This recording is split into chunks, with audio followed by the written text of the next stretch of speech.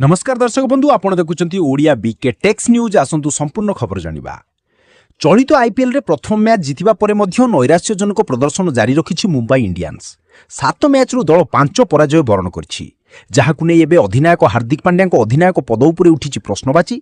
प्रदर्शन एवं अधिनायकत्वकु नै समालोचना करछन्ती पूर्वतन भारतीय ऑलराउंडर इरफान पठान। गुरुवार खेला जाइथिबा चेन्नई विपक्ष मैच रे पांड्या भूल निष्पत्ति नैथिबा कहिसन्ती। संजू दमदार बैटिंग करथिबा बेले 16तम एवं अंतिम ओभर रे कृषों को बोलिंग देवा निष्पत्ति भूल रहिथिबा कहिसन्ती। से 2 ओभर रे 31 रन व्यय करथिले, जहा दल पई बेस महंगा साब्यस्त होइथिला। तुम पाखरे विकल्प थिबा बेले एहाकु व्यवहार करि पारु ना बोली कहिसन्ती इरफान। एहा सो हार्दिकंको बैटिंग उपरे प्रश्नवाची उठाइसन्ती इरफान। से कहिसन्ती कि 2023 मसिया परठारु पांड्या आईपीएल रे गोटिए मध्ये अर्धशतक हासिल करि पारि नाहंती। से खराब बैटिंग जारी रखिसन्ती। फॉर्म रे नथिबा बेले निजको सुधारिबा पई चेष्टा करू नाहंती। जदियो तांको उपरे चाप रहिछि तथापि से सुधुरु नाहंती।